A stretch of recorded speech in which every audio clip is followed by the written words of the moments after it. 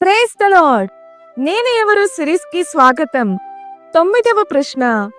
నేను ఒక గుడ్డివాడిని, దారి పక్కన కూర్చునే భిక్షకుడిని. నా కళ్ళల్లో వెలుగు లేదు, కానీ నా హృదయములో ఒక ఆశ మాత్రమే ఉంది.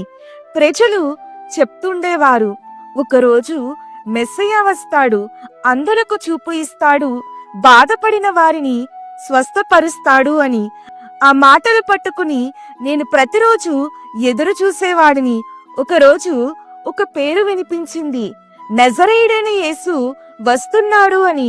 ఆ క్షణము నా గుండె నాతో చెప్పింది, ఈయనే నేను ఎదురు చూసిన మెస్సయ్య అని. నేను గట్టిగా కేక వేశాను, దావీదు కుమారుడా, నన్ను దాటి వెళ్ళకు, నాపై కరుణ చూపు అని. జనం నన్ను ఆపాలని చూశారు, కానీ నేను ఆగలేదు. ఎందుకంటే ఇది నా జీవితంలో వచ్చిన ఒక గొప్ప అవకాశం. ఆయన ఆగాడు, నన్ను పిలిచాడు. నీకు ఏమి చేయాలి అని నీవు కోరుకుంటున్నావు అని అడిగాడు. నేను అతనికి చెప్పాను, ప్రభువా, నాకు దృష్టిని కలుగు చేయండి అని. ఆయన అన్నాడు, నీ విశ్వాసమే నిన్ను స్వస్థపరిచింది అని. అప్పుడే నా చీకటి ముగిసింది, నా కళ్ళు తెరుచుకున్నాయి. మరి నేను ఎవరో తెలుసా? మీ ఆన్సర్ని కామెంట్ చేయండి.